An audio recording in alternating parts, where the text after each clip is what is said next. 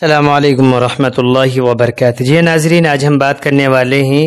بانی تبلیغ جماعت حضرت مولانا الیاس کاندھلوی رحمۃ اللہ علیہ کے متعلق۔ اس سے پہلے ناظرین، ہم آپ سے گزارش کریں گے کہ اگر آپ ہمارے اس چینل پر پہلی بار آئے ہیں تو ہمارے اس چینل کو ضرور سبسکرائب کر لیں تاکہ تبلیغی جماعت کے متعلق تمام ویڈیوز، تمام خبریں آپ حضرات تک جلد اور آسانی سے پہنچ سکیں۔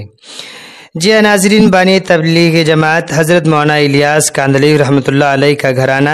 ان خوش قسمت خاندانوں میں سے ہے جن کو اللہ تعالیٰ نے مقبولیت و محبوبیت سے خوب نوازا تھا۔ اس خاندان کی بنیاد کچھ ایسے صدق و اخلاص پر پڑی تھی کہ صدیوں تک یکے بعد دیگر نسل در نسل اس خاندان میں علماء و فضلاء، اہل کمال، مقبولین اور اللہ والے لوگ پیدا ہوتے رہے۔ جہاں اس خاندان کے مردوں میں جذبہ جہاد، تقوی و نیکی،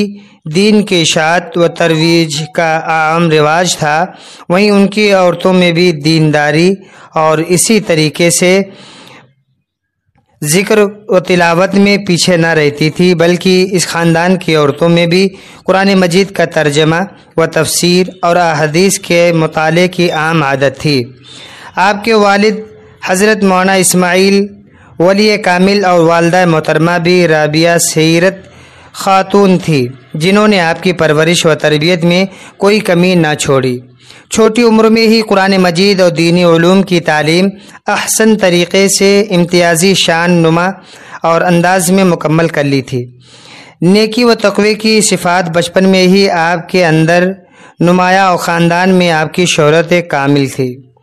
آپ نے جہاں شیخ الہند حضرت مولانا محمود الحسن جیسے مجاہد عالم دین سے علم حاصل کیا، وہاں دوسری طرف آپ نے اپنے وقت کے قطب الاقطاب حضرت مولانا رشید احمد گنگوہی رحمۃ اللہ علیہ کے ہاتھ پر بیعت کرتے ہوئے تصوف و سلوک کی منازل تیزی سے طے کی۔ ایک مرتبہ آپ نے اپنے پیر و مرشد حضرت مولانا رشید احمد گنگوہی رحمۃ اللہ علیہ سے عرض کیا کہ حضرت، ذکر کرتے ہوئے میرے دل پر بوجھ محسوس ہوتا ہے۔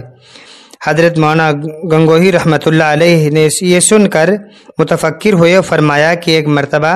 حضرت مولانا قاسم نانوتوی رحمۃ اللہ علیہ نے اپنے مرشد حضرت حاجی امداد اللہ مہاجر مکی رحمۃ اللہ علیہ سے اس قسم کی شکایت کی تھی، تو حاجی امداد اللہ مہاجر مکی رحمۃ اللہ علیہ نے جواب میں فرمایا، اللہ تعالیٰ آپ سے کام لیں گے۔ بانی تبلیغ جماعت حضرت مولانا الیاس رحمۃ اللہ علیہ نے جب اپنے گردو پیش کا جائزہ لیا تو ہر طرف دین سے دوری، عقائد کی خرابی اور اعمال و عقائد کا بگاڑ دیکھا کہ لوگ شرک و بدعت، جہالت اور ضلالت و گمراہی کے بحر ظلمات میں ڈوبے ہوئے ہیں، تو ان کے دل پر چوٹ لگی اور وہ امت محمدیہ صلی اللہ علیہ وسلم کی اصلاح کے سلسلے میں متفکر و پریشان دکھائی دینے لگے۔ آپ نے محسوس کیا کہ عام دیندار جو پہلے موجود تھی اب ختم ہوتی ہوئی نظر آ رہی ہے اور سمٹتی ہوئی چلی جا رہی ہے۔ پہلے یہ دینداری خواص تک اور مسلمانوں کی ایک خاص تعداد میں رہ گئی تھی، پھر اس کا دائرہ اس سے بھی تنگ ہوا اور اخص الخواص میں یہ دینداری باقی رہ گئی۔ پہلے جو خاندان اور قصبات و علاقے اور شہر رشد و ہدایت کے مراکز سمجھے جاتے تھے، ان میں بھی اس قدر تیزی کے ساتھ انحطاط و زوال ہوا کہ اب ان کی مرکزیت ختم ہوتی جا رہی ہے۔ جہاں پہلے علم و عمل کی قلندریں روشن ہوتی تھی، اب وہ بے نور ہیں۔ دوسری بات، انہوں نے یہ محسوس کی کہ علم چونکہ ایک خاص طبقے تک محدود رہ گیا ہے، اس لیے آپ یہ چاہتے تھے کہ عوام الناس میں پھر سے دینداری پیدا ہو جائے، خواص کی طرح عوام میں بھی دین کی تڑپ اور طلب پیدا ہو، ان میں دین سیکھنے کا شوق اور جذبہ انگڑائیاں لے۔ اس کے لیے وہ ضروری سمجھتے تھے کہ ہر ایک دین سیکھنے، کھانے پینے، دیگر ضروریات زندگی کی طرح دین سیکھنے اور اس پر عمل کرنے کو بھی اپنی زندگی میں شامل کرے، اور یہ سب کچھ صرف مدارس و مکاتب و خانقاہی نظام سے نہیں ہوگا، کیونکہ ان سے وہی فیض یاب ہو سکتے ہیں جن میں پہلے سے دین کی طلب ہو اور وہ اس کا طالب بن کر خود مدارس و مکاتب خانقاہوں میں آئیں۔ مگر ظاہر ہے کہ یہ بہت ہی محدود لوگ تھے، اس لیے مولانا الیاس رحمۃ اللہ علیہ ضروری سمجھتے تھے کہ دعوت و تبلیغ کے ذریعے ایک ایک دروازے پر جا کر اخلاص و للہیت کے ساتھ منت و سماجت اور خوشامد کر کے ان میں دینی احیا کی طلب پیدا کی جائے کہ وہ اپنے گھروں اور ماحول سے نکل کر تھوڑا سا وقت علمی دینی ماحول میں گزاریں تاکہ ان کے دل میں بھی سچی لگن اور دین سیکھنے کی طلب پیدا ہو۔ اور یہ کام اسی دعوت والے طبقے سے ہوگا جو طریقہ اور راستہ انبیاء اکرام علیہ السلام کا تھا، جس پر چلتے ہوئے صحابہ اکرام جیسے مقدس اور فرشتہ صفت جماعت پوری دنیا پر اسلام کو غالب کرنے میں کامیاب ہوئی۔ اور پھر جب اس دعوت و تبلیغ سے عام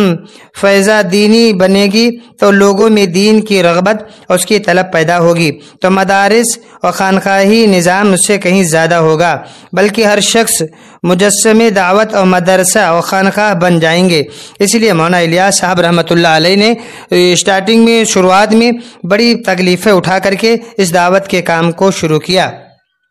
مولانا الیاس صاحب رحمۃ اللہ علیہ کی دین کے لیے تڑپ و بے چینی اور بے دردی بے قراری دیکھنے میں نہیں آتی۔ مسلمانوں کی دین سے دوری پر آپ انتہائی غمگین و پریشان اور اس فکر میں ڈوبے رہتے تھے کہ مسلمانوں کے اندر کسی طرح دین دوبارہ زندہ ہو جائے۔ بعض اوقات اسی فکر میں آپ ماہی بے آب کی طرح تڑپتے ہیں، پھرتے ہیں، فرماتے ہیں میرے اللہ میں کیا کروں،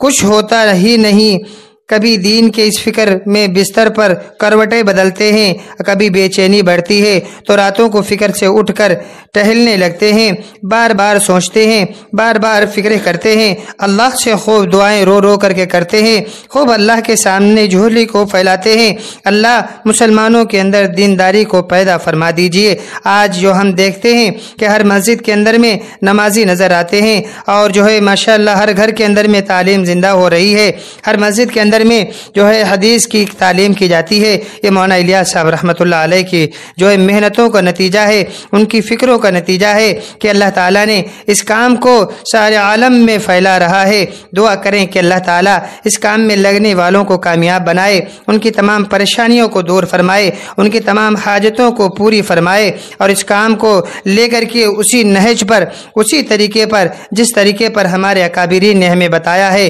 کرنے والا بنائے۔ آمین۔